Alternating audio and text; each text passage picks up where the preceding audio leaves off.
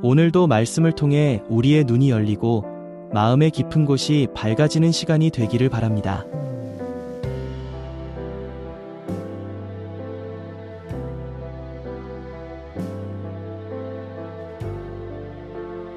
마태복음 11장은 기적이 끝난 뒤에 덧붙여진 장이 아닙니다. 증거가 끝난 뒤 사람들이 처음으로 의심하기 시작하는 장입니다. 8장과 9장에서 병은 고쳐졌고 10장에서 제자들은 파송되었습니다. 이미 보여진 표적은 충분했습니다. 그런데 바로 그 다음 장, 가장 먼저 등장하는 질문은 이것입니다. 정말 이분이 우리가 기다리던 분인가? 마태복음 8장부터 10장까지의 사건은 우연히 나열된 이야기가 아닙니다. 이 흐름은 이미 6장에서 설계된 구조가 점진적으로 완성되어가는 과정이었습니다. 그래서 11장에 들어오면 사람들의 질문이 달라집니다. 정말 이분이 우리가 기다리던 분인가?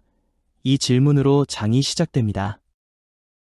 마태복음 11장은 세례 요한의 질문으로 시작하여 예수님의 평가와 권면으로 이어지는 장입니다. 옥에 갇힌 세례 요한은 제자들을 보내어 예수님께 묻습니다. 오실 그이가 당신이 오니이까? 우리가 다른 이를 기다리오리이까? 예수님은 직접적인 대답 대신 보는 것과 듣는 것을 요한에게 전하라고 하시며 병든 자가 고침을 받고 죽은 자가 살아나며 가난한 자에게 복음이 전파되고 있음을 말씀하십니다. 그리고 누구든지 나로 말미암아 실족하지 아니하는 자는 복이 있다고 덧붙이십니다. 요한의 제자들이 떠난 뒤 예수님은 무리에게 세례 요한에 대해 말씀하십니다. 요한이 흔들리는 갈대도 아니고 부드러운 옷을 입은 사람도 아니며 선지자 중에서도 특별한 사명을 가진 자라고 평가하십니다. 그러나 여자가 낳은 자 중에 요한보다 큰 이가 없으되 천국에서는 극히 작은 자라도 그보다 크다고 말씀하십니다. 이어 예수님은 이 세대를 비유로 책망하십니다. 피리를 불어도 춤추지 않고 애곡하여도 가슴을 치지 않는 아이들처럼 요한의 금욕도 예수님의 식사도 모두 거절받았음을 말씀하십니다. 그 후 예수님은 회개하지 않는 여러 성읍들, 고라신, 벳세다, 가버나움을 책망하시며 그들이 받은 권능에도 불구하고 돌이키지 않았음을 지적하십니다. 마지막으로 예수님은 하늘과 땅의 주제이신 아버지께 감사하시며 이 일들이 지혜롭고 슬기 있는 자들에게는 숨겨지고 어린아이 같은 자들에게 나타났다고 말씀하십니다. 그리고 이렇게 초청하십니다. 수고하고 무거운 짐 진 자들아 다 내게로 오라. 내가 너희를 쉬게 하리라. 마태복음 11장은 세례 요한의 질문으로 시작하여 예수님의 정체성과 사역, 그리고 부르심으로 마무리됩니다. 마태복음 11장은 한 시대의 사역이 마무리되고 다음 단계로 넘어가는 경계선을 보여주는 장입니다. 이 장의 중심에는 요한과 예수님이 있으며 핵심은 누가 크냐가 아니라 어디서 왔느냐입니다. 세례 요한은 헤롯에 의해 옥에 갇힙니다. 이는 단순한 정치적 사건이 아니라 요한의 사역이 더 이상 확장되지 못하는 상태를 보여줍니다. 성경에서 감옥은 반복적으로 등장하는데 이는 말씀이 전파되지 못하고 증거가 멈춘 채 외부와 단절된 상태를 상징합니다. 요한은 그 안에서 예수님께 오실 그이가 당신이 맞습니까? 라고 묻습니다. 이 질문은 요한이 무지해서가 아니라 사명을 수행하던 증거자가 더 이상 앞으로 나아갈 수 없는 지점에 도달했음을 보여줍니다. 예수님은 요한에게 내가 맞다라고 직접 말하지 않으십니다. 대신 보지 못하던 자가 보고 듣지 못하던 자가 듣고 가난한 자에게 복음이 전파되고 있음을 말하십니다. 이는 증거의 방식이 사람의 입에서 하나님의 역사로 넘어갔음을 뜻합니다. 이제는 증거자가 설명하는 단계가 아니라 말씀 자체가 역사로 드러나는 단계입니다. 예수님이 말씀하신 여자가 낳은 자 중에라는 표현은 단순히 육체적 출생을 말하는 말이 아닙니다. 성경에서 여자는 씨를 받아 결과물을 낳는 존재, 곧 말씀을 받아 사역의 열매를 만들어내는 자리를 뜻합니다. 즉, 여자가 낳은 자란 하나님께서 직접 오신 분이 아니라 사람을 통해 나타난 사역의 결과물을 의미합니다. 그 범주 안에서 세례 요한은 가장 크고 분명한 증거자였습니다. 사람 가운데서 나온 결과물 중에서는 요한보다 더 큰 사역자는 없었다는 뜻입니다. 하지만 예수님은 그 범주에 속하지 않습니다. 예수님은 사람에게서 나온 결과물이 아니라 말씀 자체가 육신이 되어 오신 분이기 때문입니다. 그래서 예수님은 요한을 높이 평가하시면서도 그를 말씀의 자리에는 두지 않으십니다. 요한은 사람에게서 나온 최고의 결과물이고 예수님은 사람을 통해 나타난 열매가 아니라 하나님에게서 직접 오신 말씀입니다. 그러나 천국에서는 극히 작은 자라도 그보다 크니라. 이는 예수님이 세례 요한을 낮추기 위해 이 말씀을 하신 것이 아닙니다. 오히려 요한의 위치를 정확히 규정하신 말입니다. 요한은 율법과 선지자의 시대에 속한 증거자였습니다. 즉, 천국을 직접 이루는 자가 아니라 천국을 가리키는 역할을 맡은 사람이었습니다. 요한의 사역은 말씀을 준비하고 밭을 갈고 길을 예비하는 사역이었습니다. 하지만 말씀 안으로 직접 들어가는 단계까지는 가지 못한 상태였습니다. 반면 천국에서는 극히 작은 자란 능력이 작고 사역이 작은 사람을 말하는 것이 아닙니다. 이 표현은 천국 안으로 들어온 자, 곧 완성된 말씀 안에 거한 자를 뜻합니다. 그래서 천국 안에서는 겉으로 보기에는 가장 작은 자라 할지라도 아직 경계 밖에서 증거만 하던 요한보다 자리 자체가 더 크다고 하신 것입니다. 이건 비교가 아니라 시대와 위치의 차이를 말하는 것입니다. 구조적으로 정리하면 요한은 천국을 준비하는 시대의 증거자이며 말씀을 지키는 자리, 천국의 작은 자는 천국 안에 들어온 자, 말씀 안에 거하는 자리. 그래서 요한은 위대하지만 그가 서 있던 자리는 문 앞이었고 천국의 작은 자는 비록 작아 보여도 문 안에 있는 자입니다. 요한은 사람 가운데서 나온 최고의 증거자였지만 천국의 작은 자는 완성된 말씀 안에 들어온 자이기에 자리 자체가 더 크다고 하신 것입니다. 율법과 선지자는 요한까지요. 그 후부터는 천국 복음이 전파된다. 이 말씀은 율법과 선지자를 부정하거나 폐기한다는 뜻이 아닙니다.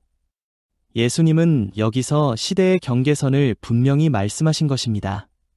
율법과 선지자의 역할은 장차올 메시아를 예언하고 그 길을 준비하며 사람들을 회개로 이끄는 것이었습니다. 그리고 그 역할의 마지막 지점이 바로 세례 요한입니다. 요한은 율법과 선지자의 말씀을 등에 지고 그 모든 예언이 가리키던 한 분을 직접 증거한 사람입니다. 그래서 예수님은 율법과 선지자는 요한까지 라고 하신 것입니다. 그 다음에 무엇이 달라졌는가? 요한 이후에는 이제 더 이상 올 분을 기다리는 시대가 아니라 이미 오신 분을 전하는 시대가 시작됩니다. 이때부터 전파되는 것은 율법의 요구나 선지자의 예언이 아니라 천국 복음입니다. 천국 복음이란 행위를 요구하는 말씀이 아니라 말씀이 직접 이루어진 상태를 전하는 것입니다. 즉, 씨를 뿌리는 말씀이 아니라 열매가 맺힌 말씀을 전하는 시대가 된 것입니다. 구조적으로 정리하면 율법과 선지자는 준비의 시대, 회개와 예비, 세례 요한은 준비 시대의 마지막 증거자, 예수님 이후는 성취의 시대, 천국 복음 전파. 예수님은 이제 사람들의 반응을 직접적으로 짚으십니다.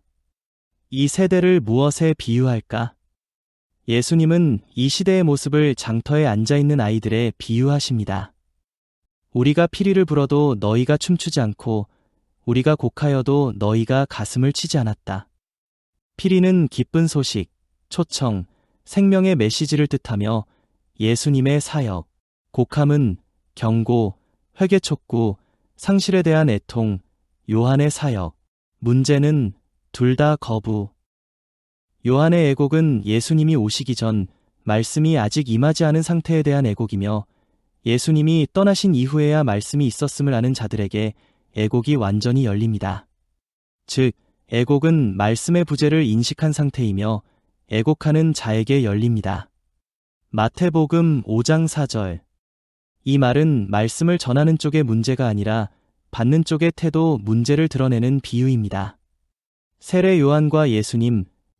세례 요한과 예수님은 전혀 다른 방식으로 말씀을 전하셨습니다. 세례 요한은 먹지도 마시지도 않으며 광야에서 철저한 절제와 회개를 외쳤습니다. 그러자 사람들은 말했습니다. 저는 귀신이 들렸다.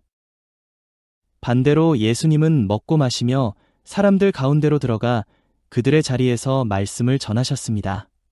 그러자 또 말합니다. 먹기를 탐하고 포도주를 즐기는 사람이다. 그러나 여기서 말하는 먹고 마심은 육신의 향락이 아닙니다. 죄인과 세리의 자리에까지 들어가 말씀을 전하신 사명의 방식이었습니다. 즉, 절제로 전해도 거부하고 은혜로 다가가도 거부하는 이미 마음이 닫힌 상태를 드러내는 말씀입니다. 방식이 문제가 아니라 말씀을 받을 마음이 없는 것이 문제였던 것입니다. 영적으로 보면 무엇을 말하는가? 이 세대는 말씀 자체를 거부하는 세대입니다. 형식이 문제인 것처럼 보이지만 실제로는 진리를 받아들일 마음이 없는 상태입니다.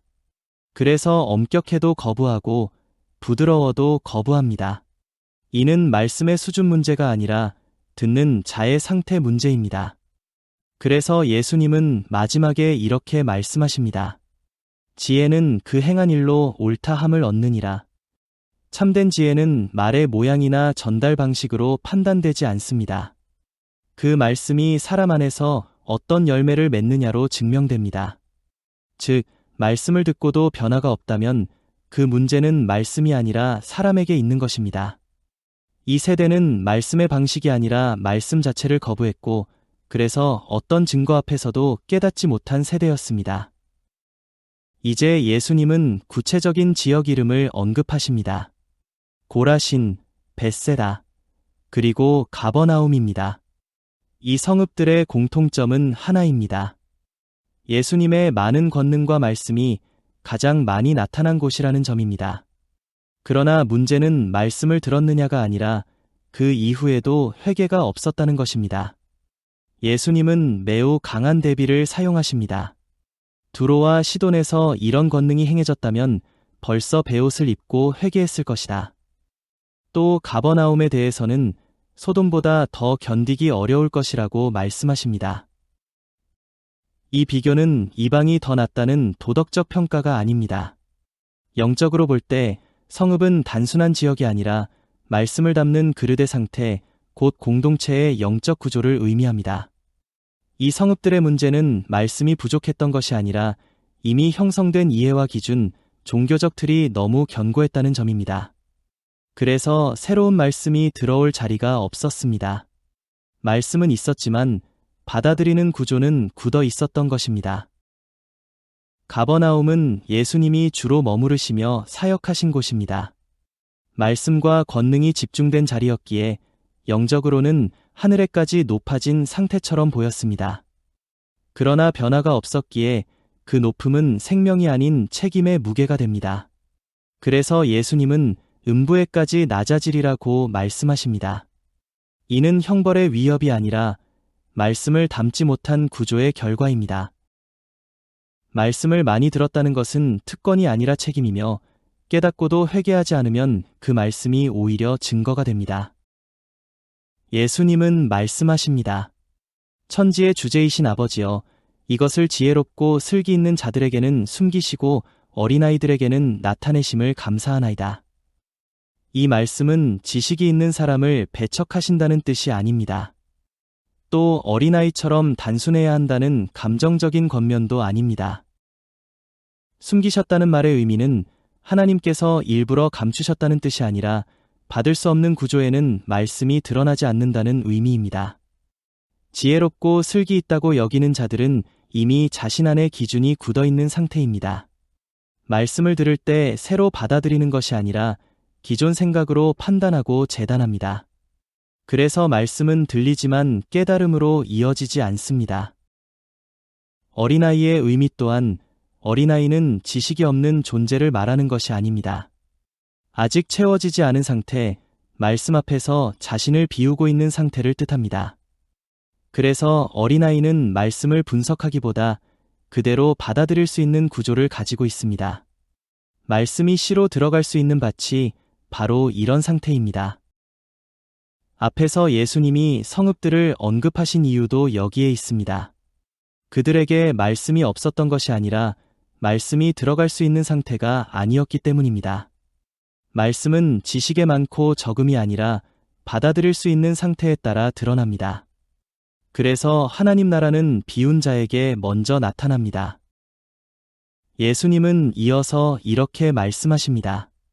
내 아버지께서 모든 것을 내게 주셨으니 아버지 외에는 아들을 아는 자가 없고 아들과 또 아들의 소원대로 계시를 받는 자 외에는 아버지를 아는 자가 없느니라. 이 말씀은 예수님이 자신을 높이시는 선언이 아닙니다. 말씀의 출처와 전달 구조를 밝히는 말씀입니다. 모든 것을 내게 주셨다는 의미에서 말하는 모든 것은 권력이나 통치권이 아니라 말씀의 실체와 해석의 열쇠입니다. 즉, 하나님의 뜻을 온전히 담은 말씀이 예수님께 맡겨졌다는 뜻입니다. 그래서 예수님은 하나님의 말씀을 전하는 한 사람의 선지자가 아니라 말씀 그 자체가 드러나는 자리가 됩니다. 이 구조 안에서 아버지를 아는 길이 아들을 통해서만 가능한 이유가 분명해집니다. 사람은 하나님을 직접 이해할 수 있는 구조가 아니기 때문입니다. 따라서 예수님은 하나님을 사람이 받아들일 수 있도록 드러내신 분이며 그분을 통해서만 하나님을 올바르게 알 수 있습니다. 하나님은 말씀을 통해 자신을 알리시는데 그 말씀이 완전히 드러난 모습이 바로 예수님입니다. 즉, 아들을 통하지 않고는 아버지를 알 수 없는 구조입니다.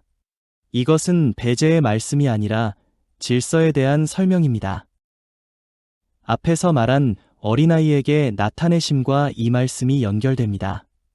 말씀을 받아들일 수 있는 자에게는 아들이 드러나고 아들이 드러난 자에게는 아버지가 드러납니다. 하나님을 아는 길은 지식이 아니라 계시이며 그 계시는 예수님을 통해서만 열립니다. 그래서 예수님은 길이자 문이며 말씀입니다. 예수님은 지금도 우리에게 구속의 초청을 하고 계십니다. 수고하고 무거운 짐 진 자들아 다 내게로 오라. 내가 너희를 쉬게 하리라. 이 말씀은 단순한 위로가 아니라 우리가 짊어져야 하는 영적 부담과 하나님과의 관계에서 오는 무거운 짐을 풀어주시겠다는 초청입니다. 여기서 수고하고 무거운 짐 진 자란 단순히 일상에 지친 사람들을 가리키는 것이 아니라 영적 부담을 지닌 모든 사람을 의미합니다. 자신의 죄, 잘못된 생각, 죄책감, 그리고 내면의 공허함까지 이 모든 것이 결국 영적인 짐이 되어 사람들을 짓누릅니다. 율법의 짐이란 자신을 구원하려고 하는 노력, 그것이 불가능함을 알게 되었을 때 오는 절망감입니다. 이어지는 말씀에서 예수님은 이렇게 말씀하십니다. 내 멍에를 메고 내게 배우라. 나는 온유하고 겸손한 마음을 가졌으니 너희 마음이 쉼을 얻을 것이다. 내 멍에는 쉽고 내 짐은 가벼우니라. 이 말씀은 예수님의 성품과 그분의 가르침을 따라가면 우리가 짊어져야 할 짐이 얼마나 가벼운지 알게 된다는 의미입니다. 멍에란 배우는 자의 자세입니다. 예수님의 가르침을 따르며 그분과 함께 동행할 때 우리는 더 이상 자기 의지로 짊어진 짐에 눌리지 않게 됩니다. 예수님의 온유함과 겸손함은 그분의 제자들이 걸어가야 할 길을 보여줍니다. 세상에서는 강하고 독립적인 자들이 인정받습니다. 그러나 예수님은 온유하고 겸손한 자로 그 길을 자신의 방식으로 걸어가셨습니다. 그가 제시한 방식은 겸손과 의존의 삶입니다. 우리는 자신의 능력이 아닌 예수님께 의지하고 따라가야 합니다. 예수님은 우리를 초청하시며 우리의 영적인 짐을 대신 지시고 그분 안에서 참된 쉼을 얻도록 부르십니다. 우리가 고통과 갈증을 느낄 때 그 해답은 예수님 안에 있으며 이 말씀은 단순한 위로가 아니라 구원의 초청입니다. 우리가 구속받고 구원의 길을 걸어갈 때 예수님의 멍에는 무거운 속박이 아니라 오히려 우리를 살리는 쉼의 멍에가 됩니다. 그리고 이어지는 12장에서는 이제 그 안식이 무엇인지, 참된 안식이 어디에 있으며 누구 안에 있는지에 대한 질문이 본격적으로 드러나기 시작합니다. 다시 말해 11장이 안식으로의 초청을 다루었다면 12장은 그 안식의 실체를 보여주는 흐름을 갖게 되는 것입니다. 마태복음 6장에서 설계된 말씀의 질서는 8장과 9장에서 표적으로 드러났고 10장에서 사명이 되었으며 11장에서 질문과 초청으로 마무리되었습니다.